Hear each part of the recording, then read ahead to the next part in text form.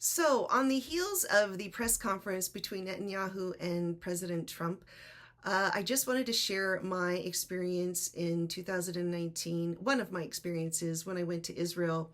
And the rockets were blasting from Gaza, and you know, they have been blasting for 18 years since Israeli military withdrew, and the Jews that had been living there for centuries, because you have to understand, Gaza has had Jews, Christians, and Arabs in it for centuries through Egyptian rule, British rule, the Ottoman Empire. And so, of course, there's been different amounts of them coming and going, but that has been the case. So those Jews who left Gaza in 2005, that had been their homeland, and it was, incredibly traumatic. And then, of course, the PA came in power, and then, of course, Hamas. And so up until October 7th, 2023, you had rockets blasting from Gaza into Israel for 18 years. Now, just think about it. No American, I believe, would just accept Canada blasting rockets into America. And here we have 50 states. We have a lot of states, and we still wouldn't be accepting of it. Israel, it's itsy bitsy. It's the size of our New Jersey. It's only 290 miles versus the Arab Muslim countries that are 5 million miles of land. Okay, so vastly different in size. And yet people are still anti-Semitic and anti-Zionist and saying that the Jews shouldn't have their state of Israel. All right, so we're there, and it's just sort of a given that these rockets are coming in. We did not, of course, go anywhere near that particular area, but I wanted to share this story because I felt like it tied into the press conference on the eternal peace that Trump likes to talk about, the expansion of the Abraham or Avraham peace accords, which he liked to say the Hebrew, and he said it was so elegant, more elegant sounding than the American version. And so there's lots of advancements going forward, and of course everybody is seeking peace in this part of the world. Well, we should seek peace all over the world, but concentrating on this piece of the world. This piece in this piece of the world. Okay, so we're there, and I was told if you go to the oldest Jewish cemetery, which I was planning to do, and it's only Jews that are buried in the cemetery, and the cemetery is 3,000 years old. It goes back to King David, where at that time they were also burying people in the caves on the mount there. And so I had to take a driver because Arab Israelis there, and that's another thing. People think that in Israel, there's sometimes when I talk to people, it sounds like they only think Jews are living in Israel, and that is not true. There are many Arabs there, many Christians and Jews, and so it's a melting pot in Israel. It's not like only Jews are there. So, and I did not know that on this Mount of Olives, this oldest cemetery for the Jews in Israel, it is, so it's controlled by Jewish Israelis, but it's operated by Arab Israelis. Okay, this make sense. I mean, this is, again, how Israel rolls. It is so bizarre and complex. The word is, and Trump said that too. It's complex there, and it really is. So I took a driver because Arab Israelis are known to throw these rocks, and I didn't want to have that experience at anyone coming to the Mount of Olives. And they do this especially with burials and knowing that the Jews are burying their loved ones. So I go with this Jewish Israeli driver, and we get up there, and they don't have parking lots like we have in America. It's very poor in Israel too, by the way.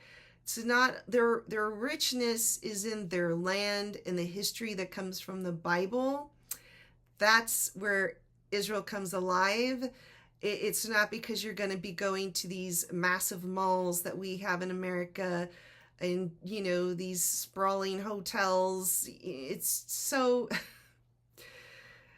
We stayed in the Hotel David and at one point of our trip, and outside were speakers, huge speakers, blasting the Muslim prayer. This just gives you insight to how it is there, which I was shocked. I didn't expect that, but there it was. So again, I was shocked when I'm going to the Mount of Olives, a Jewish cemetery, and the car needed to fit into this little inlet. And there was another car there parked, but at an angle. So it's, a space only for like 2, maybe 3 cars at most. And we were not going to be able to park there because of how this car was angled. Now, another thing you may not know, but in Israel, the license plates are different colors for the Arabs versus the Jews. And that's because they all look the same, right? You're not able to distinguish between an Arab and a Jew there. And so you need to know who you're talking to and interacting with if you have a confrontation. And so this car had an Arab license plate. And so both my driver and those people in the car knew that they were Arab versus Jewish Israelis. Okay, so my driver jumps out to tell them to move so we could get in there in this park, and this whole fight erupted, a verbal fight. And there was at least 3, maybe 4 men in that car versus our one driver. So I thought, okay, the odds are not good here. And then I started getting more and more anxious as they're screaming, accelerated, and my daughter's in the car with me, and I'm feeling anxious, and I'm probably praying. So at some point, though, 10, 12, I don't know how many minutes pass, and finally they calm down, and they're shaking hands. And I'm like, what? And of course, the car drives away and allows us to park. And I'm thinking to myself, what?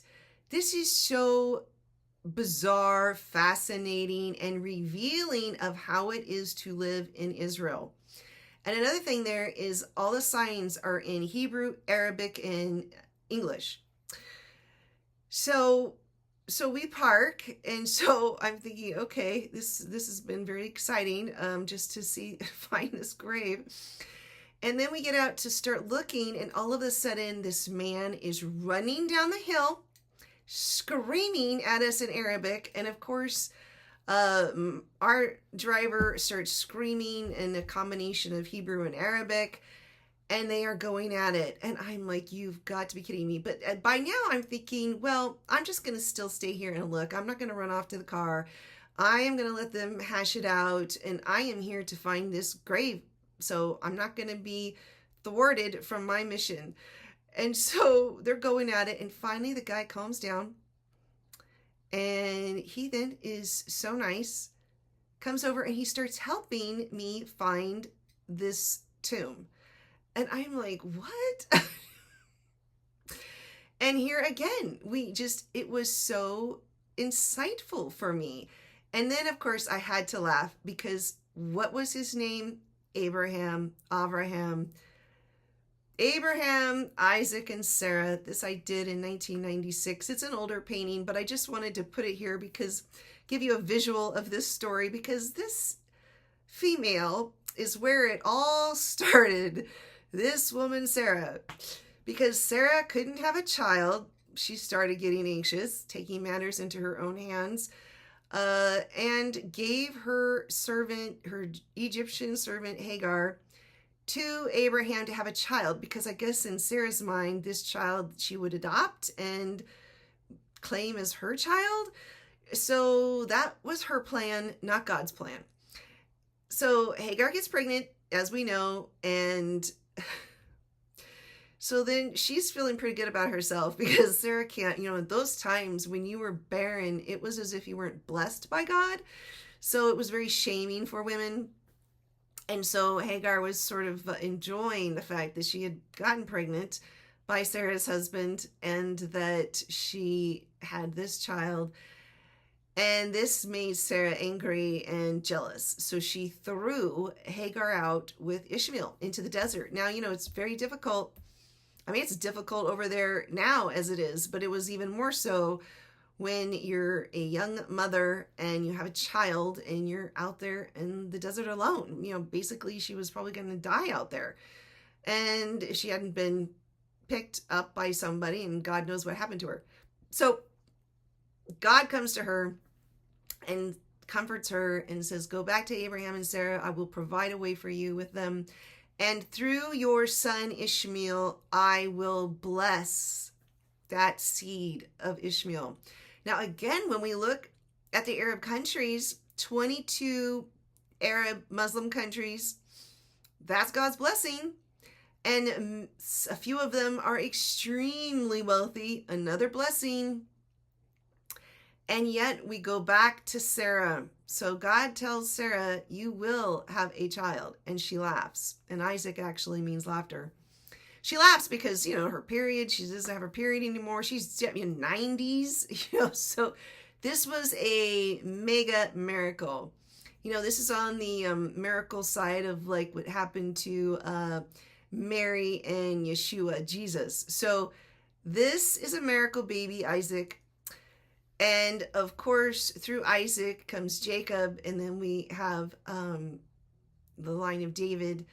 And through that, we have what we have today, the ethnic Jews. Despite what people are saying, there are many Christians who are and Catholics who are in complete error in this. They don't know their history, and they're wrong. And don't let anyone tell you that the ethnic Jews in Israel today are not the true Jews. And there is a horrific thing going on in Catholics, their ideology, which is replacement theology, which is the Jew has been replaced by the Christian. And this is Protestants too. This is seeping into the Protestant beliefs.